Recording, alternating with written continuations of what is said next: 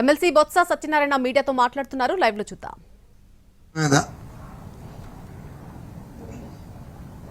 ఆయన భక్తుల మనోభావాలకి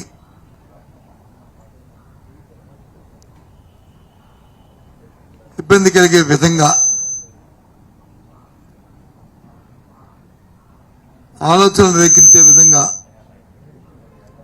సాక్షాత్తు ముఖ్యమంత్రిగా ఉన్న చంద్రబాబు నాయుడు గారి తాలూకా ఆయన ప్రభుత్వకి సాక్షాత్తు ఆ దేవదేవుణ్ణి వెంకటేశ్వర స్వామిని ఆయన స్వార్థ రాజకీయాల కోసం వారి ప్రసాదాల మీద ఆరోపణలు తీసుకొచ్చి ఒక గందరగోళమైన పరిస్థితిని భక్తుల్లో కల్పించిన నేపథ్యంలో ఇవాళ మా అధ్యక్షుడు ఇందాక చెప్పిన విధంగా మా పార్టీ ఆ దేవుణ్ణి దర్శించుకొని ప్రార్థించుకొని అయ్యా ఈ అపచారాన్ని మన్నించు, మా ముఖ్యమంత్రి ఈ రాష్ట్రంలో నీ మీద వేసిన నిందన నిరాపణలకి ప్రజలకి ఏ ఇబ్బంది రాకుండా చూడు, ఇది వ్యక్తిగతంగా ఆయన వ్యక్తిగతంగా ఈ కార్యక్రమాన్ని తీసుకో, ప్రజలు మాత్రం నీ చల్లని చూపుతో నీ దయతో వారందరికీ మంచి జీవితాన్ని ఇవ్వమని ఆశీర్వదించమని మేమందరం ఈ రాష్ట్ర ప్రజానీకం తరఫున కోరడం జరిగింది. మనం చూస్తున్నాం సాక్షాత్తు గత 15 రోజులుగా జరుగుతున్న విషయం గందరగోళం. ఏ స్థాయికైనా సరే చంద్రబాబు నాయుడు గారు ఆయన అబద్ధాన్ని నిజం చేయడానికి పదే పదే చెప్పిందే చెప్తూ ఒకదానికి ఇంకోటి పేర్చుకుంటూ అది నిజమని మెప్పించడానికి ఒప్పించడానికి చేస్తున్న ప్రయత్నాన్ని గత 10 రోజులు చూస్తున్నాం. ఇది ఒక్కరోజే కదా, ఆయన సహజంగా ఆయనకి జీవితంలో వచ్చిన అలవాటు. నేను రోజున ఆయన మాట్లాడిన మాటలు చూస్తున్నా. ఆయన మాటలు తీసుకుంటే ప్రసాదంలో వాడే నెయ్యిలో కల్తీ జరిగింది, కానీ ఎక్కడ జరిగిందో నాకు తెలియదు, ఎలా జరిగిందో నాకు తెలియదు అని చెప్పిన మాట చూస్తే జాలి వేస్తుంది. నిజంగా మీరు ముఖ్యమంత్రి, ఈ రాష్ట్రాన్ని పరిపాలిస్తుంది మీరా ఇంకెవరైనా అని. నిన్నటి రోజున మా నాయకుడు జగన్మోహన్ రెడ్డి గారు సాక్షాత్తు ప్రత్యక్షంగా తిరుపతి వెళ్ళి వారిని దర్శించుకొని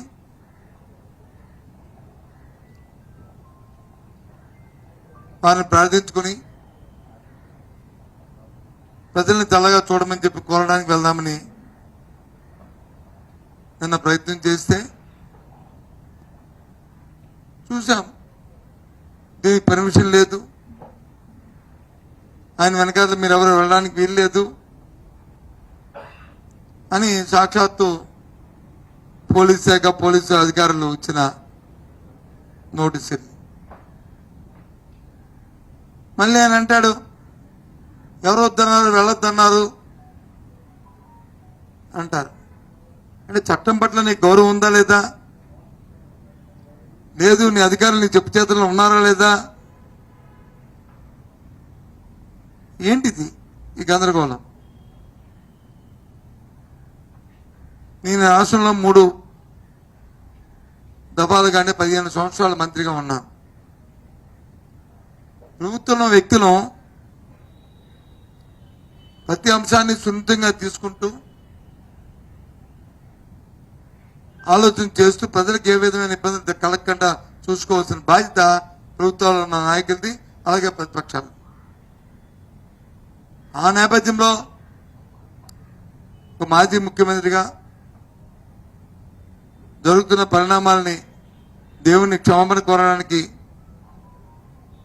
వెళ్ళి ఇగో ఇలాంటి పరిస్థితుల్లో జరుగుతున్నాయి కాబట్టి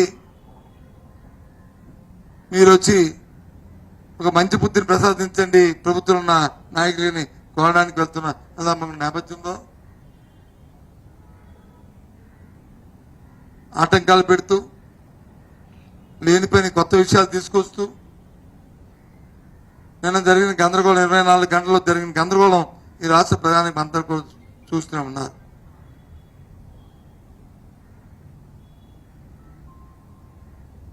మేము చెప్పాం, చాలా సందర్భాలు చెప్పాం.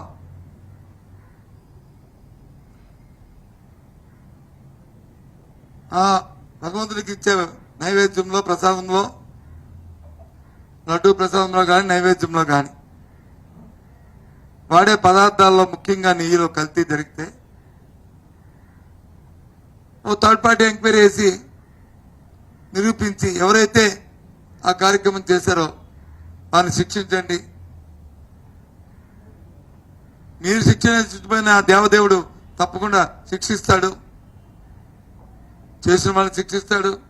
లేకపోతే ఆరోపణలు చేస్తున్న వాళ్ళని సరే శిక్షకి మరి ఆ వారిని శిక్షిస్తాడు అని చెప్పి దాన్ని తయారుగా ఉన్నామన్న విషయాన్ని చెప్పాం.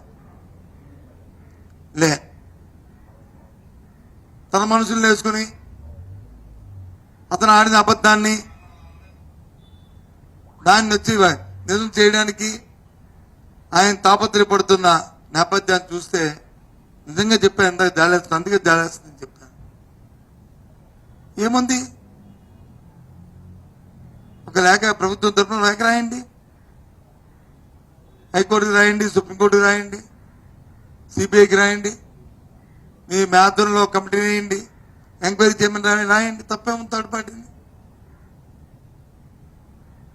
తప్పు జరిగితే ఎవరు జరిగితే వారే శిక్షార్హులు. ఎందుకు రాయట్లేదు? ఎందుకు హైకోర్టును వచ్చి రిక్వెస్ట్ చేయట్లేదు? ఎందుకు సుప్రీంకోర్టుకి ప్రభుత్వం తరఫున లేఖ ఎందుకు రాయట్లేదు? చెప్పండి. మీలో బెరికి లేకపోతే మీరు చెప్పింది తప్పని మీకు తెలుసు కాబట్టే మీరు ఈ పని చేయట్లేదు. లేకపోతే చేసేవారే. అంటే మీరు ఆడిన అబద్ధానికి దాన్ని నిజం చేసుకోవడానికి సాక్షాత్ భగవంతుని వెంకటేశ్వర స్వామినే పరంగా పెట్టడం ధర్మం కాదు, ఇది న్యాయం కాదు. ఎందరో భక్తులు, ఎంతో మంది భక్తుల మనోభావాలకి దీనికి దెబ్బతింటున్న పరిస్థితి, ఎంతో మంది అవి శోభిస్తున్న పరిస్థితి, బాధపడుతున్న నేపథ్యం. నాకు అర్థమైన విషయం, ముఖ్యంగా భారతీయ జనతా పార్టీ మతత్వం అంటారు, దేవుడు అంటారు, ఇదంటారు. నేను రోజు వచ్చి హైదరాబాద్ నుంచి, చెన్నై నుంచి, బెంగళూరు నుంచి, పై రాష్ట్రాల నుంచి కూడా వాళ్ళ కార్యకర్తలు తీసుకొచ్చి అక్కడ వచ్చి కార్యక్రమం దాన్ని ఏదో చేయాలని తపన పడుతూ చంద్రబాబు నాయుడు గారితో కుట్ర పడుతూ ఒకవేళ జగన్మోహన్ రెడ్డి గారు అక్కడికి ఆయన వస్తే అడ్డంకులు సృష్టించి శాంతి భద్రతలకు ఆటంకం కలిగించి సామాన్య ప్రజానికానికి ఇబ్బంది పెట్టాలని ఆలోచించడం ఎంత నికృష్టమండి ఈ ఆలోచన. ప్రభుత్వం అధినేతలు ఈ కార్యక్రమం చేస్తారండి?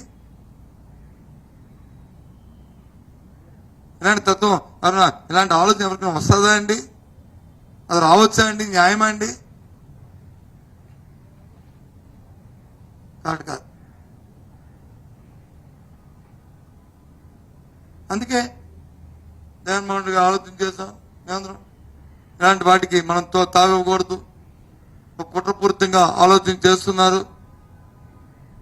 సామాన్యులు ఇబ్బంది పడతారు, భక్తులు ఇబ్బంది పడతారు. ఒక మెట్టు దిగైన సరే మనం ఆలోచన చేద్దామని చేసి నిర్ణయం తీసుకుంది. తీసుకున్నారు జగన్మోహన్ రెడ్డి పార్టీ. ఎక్కడికి వెళ్తుంది? 100 సంవత్సరాలు అయింది 100 రోజులు దాటిపోయి 103 రోజులు 100 రోజులు అవుతుంది. 20 లక్షల ఉద్యోగాలు ఇస్తాను. 20 లక్షల ఉద్యోగాలు ఇస్తావో సస్తావో ఎవరికి తెలుసు. కానీ మా విశాఖపట్నం స్టీల్ ప్లాంట్ లో 3-4 వేల ఉద్యోగుల్ని ఇవాళ వచ్చి కాంట్రాక్ట్ లేబర్ తొలగించే పరిస్థితి వచ్చింది. ఎవరు దీనికి సమాధానం? ఎవరు దీనికి సమాధానం చెప్తారు? ఏం చేస్తున్నాడు ఈ ప్రభుత్వం? ఏంటి వాళ్ళకి ఇచ్చిన భరోసా? ఎన్నికల ముందు ఏం మాట ఇచ్చారు? ఏం చేశారు? పదండి మార్కెట్లోకి వెళ్దాం. మార్కెట్లో వెళ్దాం పదండి. బియ్యం, పప్పు, నూనె, కాయగూరలు 1 కాదు 2 కాదు, ఆకాశం కంటిపోయే ధరలన్నీ కూడా. ఉల్లిపాయలు కనీసం కేజీ 60 నుంచి 70 రూపాయలు ఉల్లిపాయలు కిలో ఉంది. ఏంటి మార్కెట్ ఇంట్రెస్ట్ మీరు చేసి ఆ రేట్లు తగ్గడానికి ఏ ప్రయత్నం చేస్తున్నారు?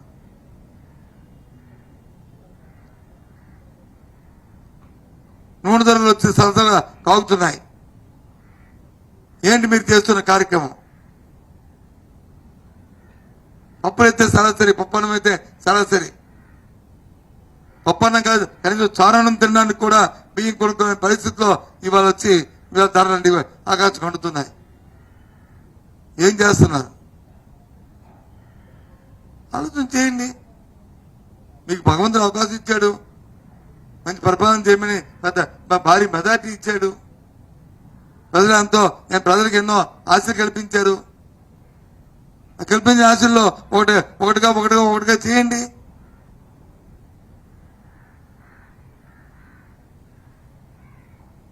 కొనేదో ఊరుకున్నారంటే ఊరుకునే కదా. ఇప్పటికి 25,000 కోట్ల రూపాయలు అప్పు తీసుకొచ్చారు ఈ 3 నెలల 100 రోజుల్లోనూ. ఇవన్నీ తెచ్చిన 3,000 కోట్లతో కలిపి 25,000 కోట్లు అప్పు తీసుకొచ్చారు. మీరే చెప్పారు కదా సంపద సృష్టిస్తారని. అప్పులున్నాయని మాకు తెలుసు, కానీ సంపద ఎలా సృష్టించాలో కూడా మాకు తెలుసు. మీరు సృష్టిస్తా ఉన్నారు కదా. మన అప్పులు తెచ్చినప్పుడు ఏం చేస్తున్నారు? స్నోలకి, సోకులకి, పౌడర్లకి వీటికి వాడుతున్నారా? దేనికి చేస్తున్నారు చెప్పండి? ఇచ్చిన వాగ్దానంలో ఒక మాట లేదు. కొన్ని ఇంత ముందు ఇచ్చిన స్కీముల్లో ఆ స్కీములు కూడా ఇప్పుడు రద్దు చేసిన పరిస్థితి వచ్చింది. ఇంకెప్పుడో దానికి డేట్లు లేవు. రైతు భరోసా కానీ లేకపోతే అమ్మఒడి కానీ దానికి కొత్త పేర్లు పెట్టారు, ఇస్తామన్నారు. ఓకే ఫైన్, ఇవ్వండి, వద్దాంలే. ఎప్పుడు ఇస్తారు?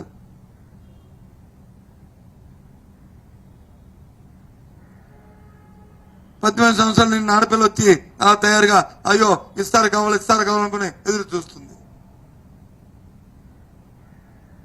55 సంవత్సరాలు నేను మహిళలకు వచ్చి అందరికి కూడా పెన్షన్ ఇస్తాను, అందరికీ పెన్షన్ ఇస్తాను, వాళ్ళందరూ ఎదురు చూస్తారు. ఎప్పుడు ఇస్తారు చెప్పండి? సరే నేను రేపేమన్నా అంటలే, ఎప్పుడు ఇస్తారు చెప్పండి? ఎల్లుండి ఇస్తారా? 3 నెలలు ఇస్తారా? 6 నెలలు ఇస్తారా? 1 సంవత్సరం ఇస్తారా? 2 సంవత్సరాలు ఇస్తారా?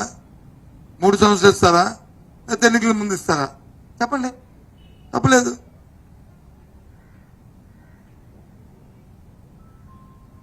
ఏదో విషయం అవన్నీ పక్కన పడేసి ఇవాళ ప్రజలకు వచ్చి మంచి జీవితాన్ని ఇవ్వాల్సిన పరిస్థితులు పోయి లేని విషయాన్ని వచ్చి రాజకీయ వేదికల మీద సాక్షాత్ భగత్ స్వరూపమైన వెంకటేశ్వర స్వామిని తీసుకొచ్చి ఆయన ప్రసాదం మీద వచ్చి ఇలాంటి అపచారం చేయడం న్యాయమేనా?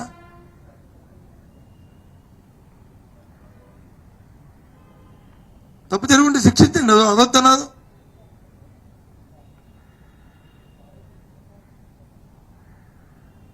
నేను చెప్తుంది ఆ తిరుపతిలో ఓ స్టాండర్డ్ ప్రొసీజర్ ఉంది, దాని ప్రకారం చేశారు. కాదు చేయలేదని చెప్పి నిరూపించండి. ఏంటి థర్డ్ పార్టీ ఎంక్వైరీ? మీ ధైర్యం దమ్ము మీకు ధైర్యం ఉండి మీరు చెప్పిన మాట నిజమని మీరు నమ్మితే రేపు ఇంకేయండి, రాయండి ఒకలాక కేంద్రానికి, సిబిఐ ఎంక్వైరీని రాయండి, సుప్రీంకోర్టుకి మీ అధ్యక్షులు వచ్చి మీ మీ మీ కనుసంలో ఒక కమిటీ వేసి విచారణ జరపమని రాయండి, హైకోర్టు సీజేకి ఒక కనుసంలో చేయాలని చెప్పి రాయండి ఒకలాక. ఎందుకు రాయట్లేదు?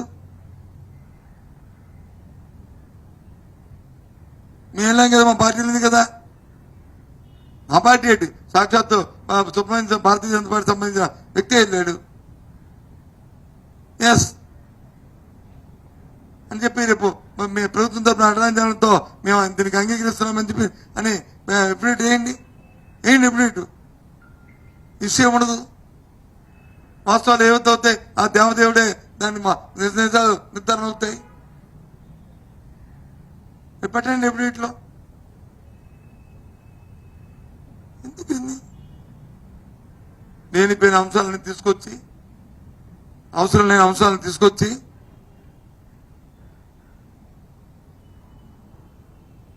వ్యవస్థలుగా ఉంచాలి తప్ప వ్యవస్థల్ని దాని తూట్లు పొడిచామంటే అది చుట్టూ తిరిగి మనల్ని దహించేస్తాయి.